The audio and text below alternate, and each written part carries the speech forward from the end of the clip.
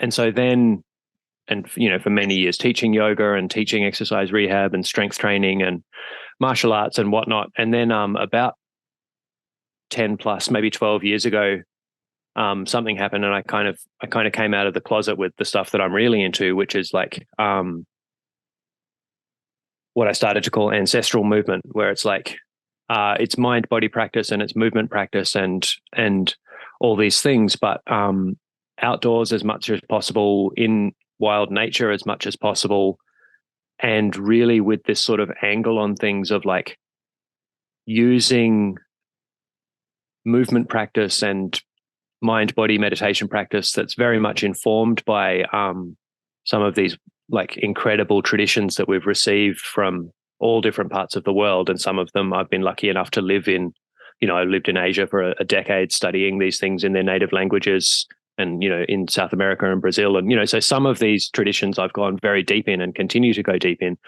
But then with the ancestral movement, it's like we're using practices that are informed by these traditions, but which are also informed by my lifetime of nerding and study into evolutionary biology and medical science and neuroscience and anatomy and physiology and things, with a way of like using these practices to explore and gain a deeper sense of where we come from as humans, and not just where we come from thinking back to like 50,000 years ago when we were all hunter-gatherers, but where we come from in what's called, referred to as deep time, tracing the patterns in our bodies and the patterns in the way our senses engage with the environment, which are far more ancient than the human species, which are like even more ancient than our primate ancestors, like patterns, layers upon layers upon layers of anatomy and consciousness and behavior, which link us back to the ancient past, all the way to to when all of us and our family were just like sort of oozy sort of colonies of single squishy gelatinous cells like floating around in the oceans. So it's like, and part of these questions, part of the what became ancestral movement came out of like me working, like, doing yoga and meditating and whatnot, and then going like, well, all the old yoga traditions are very explicit, like old Buddhist traditions, old yoga traditions, they're explicit about like, well, you need to go to the forest. They're like, in the old Taoist traditions, they were all actually anti-social. They were anti-society originally. They weren't for like being more productive to like make more money and whatever. Of course, they did get co-opted by the royal families and stuff. And I think it's great. Like everyone should use the skills. But originally they were very much like back to nature movements. And I was like, oh, isn't that interesting? It's like, yeah, back to nature, back to nature. And so for me as well, it was like doing these practices in a traditional sense was amazing, but then doing these practices, particularly in deep nature where there were no other humans around, was just like, oh, and it triggered this sort of questioning of like, where does this stuff really come from? Before writing, before, even older than oral histories, it's like, where does this stuff really come from in our lineage? And then working as a rehabilitation practitioner, helping people with exercise rehab. And it's like, oh, okay, you've hurt your knee. Let's do some knee extensions. But then because I'm a nature lover and I'm sometimes running around in the bush after rain on slippery, rocky riverbeds, and it's everything's irregular. And you're like, man, like what do knee extensions have to do with the real world outside of like flat city footpaths and like a really controlled human environment? And so I started like challenging myself to come up with rehabilitation practices which were relevant to the actual natural world, irregular surfaces where your alignment, correct alignment, you can't hold yourself in a rigid, correct alignment. You need to be able to bend and conform your body to the actual shapes of the natural world.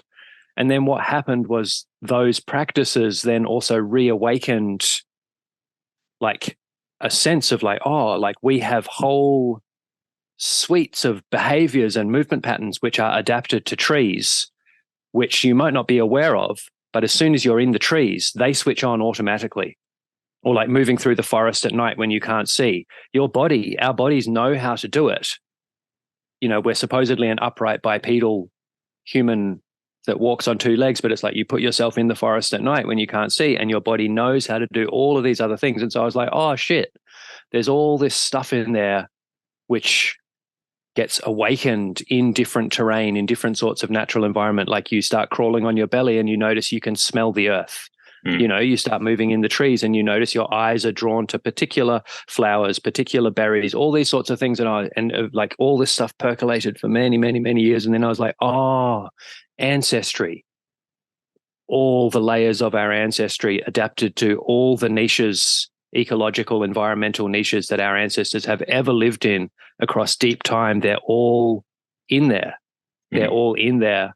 And what modern society does, what all human society does, is it actively suppresses most of it and allows certain little fragments of it to be expressed in certain environments. And so it's like, okay, ancestral movement came out of that as a way to explore where we come from through movement, to connect ourselves to our deep past, to get this like feeling of like, wow, like drawing on the power of our ancestors, realizing that we're here because we come from a lineage of like hardcore survivors who read all the language of nature, and it's all in our bodies, and just our conscious mind is not aware of it.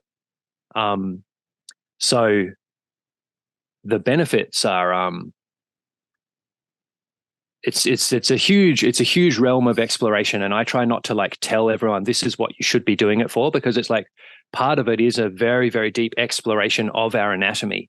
Every little part of the spine, the ribs, the diaphragm, the organs, the hips, the shoulders, like really exploring them and helping them move and adapt more freely to the world. So it's extremely rehabilitative. It's extremely beneficial just for helping deal with pain and movement difficulties and stiffness and weakness and, forgotten bits of our body, making our ankles and feet work better, making our spines feel free and soft and intelligent. So it's very, very good for just pure physical things.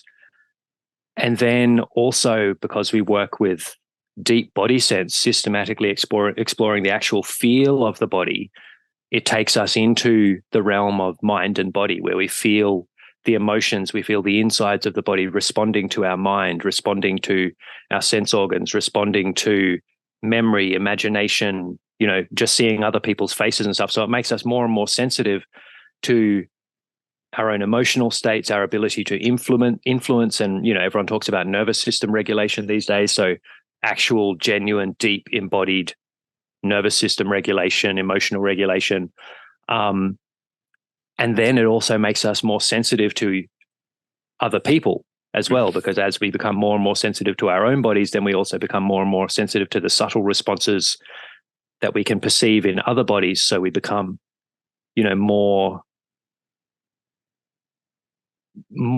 tuned into this whole super, super rich and powerful world of nonverbal communication, which we're so deeply embedded in all the time, but which our culture has kind of almost taught us to ignore, or to not believe that we actually know these things that we know, reading each other's faces, reading each other's tones of voice, so it tunes us in massively to that world. So, communication, and then the nonverbal world of communication with the more than human world, reading and perceiving the voices of animals and the movements of animals and the movements of weather patterns, and,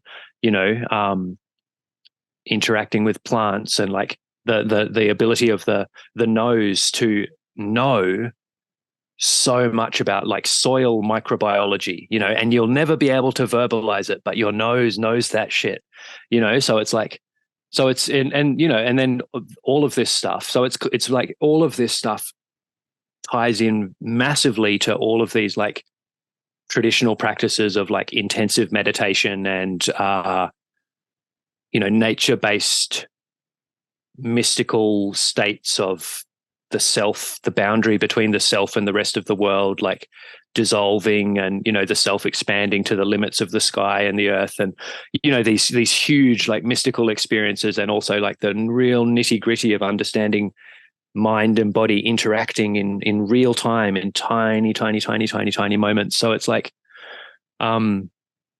and then I just offer all of that I offer it, and it's sort of like, some people are really attracted to the like intensive, hard out nature worship, mystical side.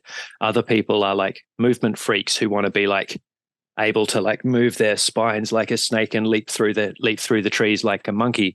And it's kind of everything in between. Or some people are like suffering from chronic illness and want to just learn to, be able to move really gently, really sensitively, and improve their health and so on. So it's kind of like the whole thing with ancestral movement is like to realize it's like, yeah, everything that happens in our body, it's like, it's a deep look at mind and body, with the understanding that nothing in the present moment can be understood really without understanding where it all comes from.